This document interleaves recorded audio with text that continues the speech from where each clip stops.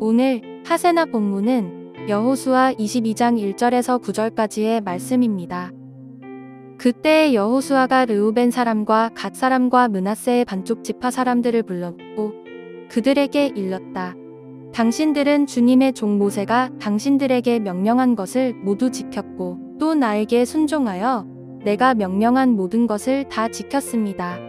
당신들은 오늘까지 이렇게 오랫동안 당신들의 결례를 저버리지 않고 주 당신들의 하나님이 명하신 것을 성심껏 다 지켰습니다.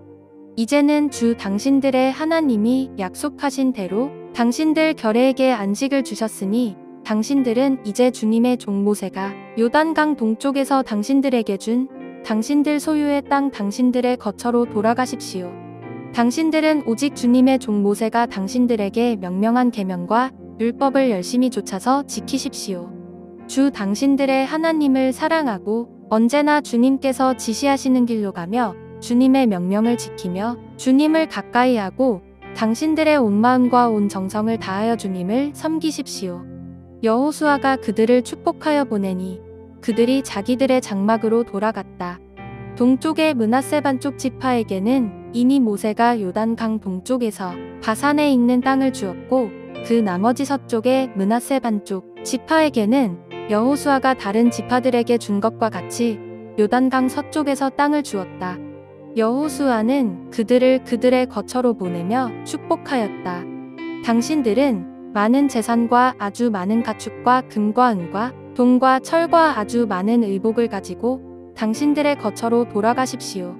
당신들의 원수들에게서 빼앗은 전리품을 다른 지파들과 더불어서 나누어 가지십시오. 르우벤 자손과 갓 자손과 요단 강 동쪽에 정착한 므낫세의 반쪽 지파가 그들의 소유지로 돌아갔다.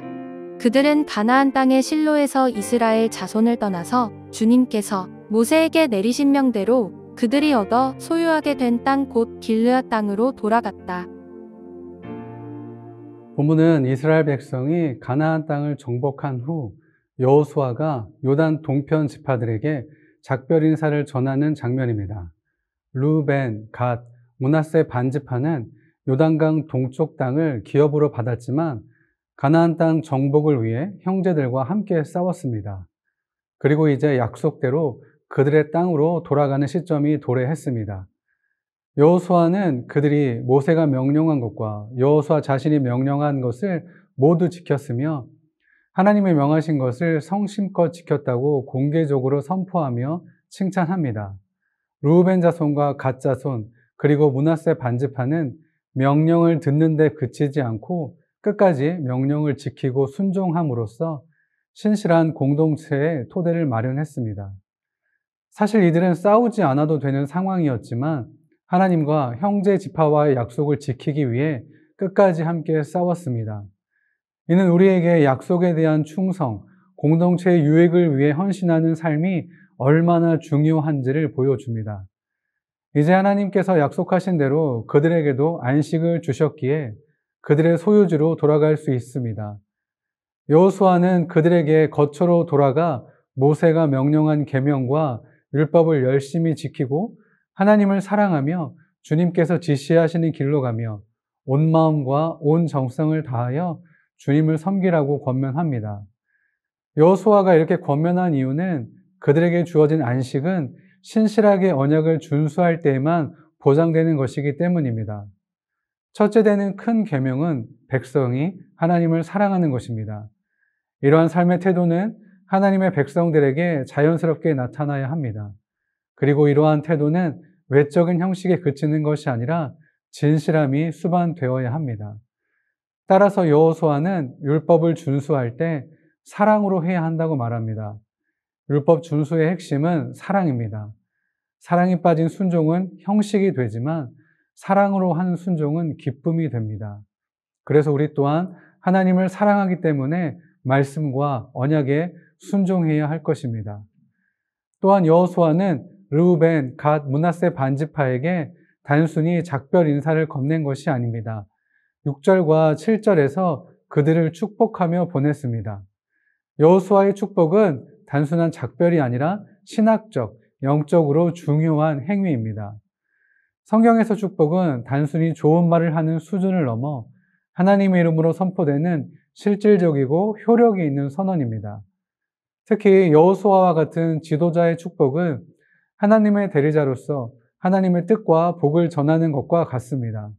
따라서 여호수아는 단순한 작별 인사를 건넨 것 이상으로 하나님의 보호와 은혜가 그들 가운데 계속 머물기를 간절히 기원한 것입니다. 그리고 여호수아는 르우벤, 갓, 므낫세 반지파가 요단 서편 정복 전쟁에 끝까지 함께 해준 것을 높이 평가하며 축복했습니다. 이는 공동체 안에서 충성된 자들에게 하나님이 어떻게 갚으시는지를 보여주는 모델이며 하나님 나라 공동체에서 헌신에 대한 영적 격려와 보상의 의미를 담고 있습니다. 여호수아는 그들의 수고를 알고 있었고 그것을 하나님께서 기억하신다는 사실을 선포한 것입니다.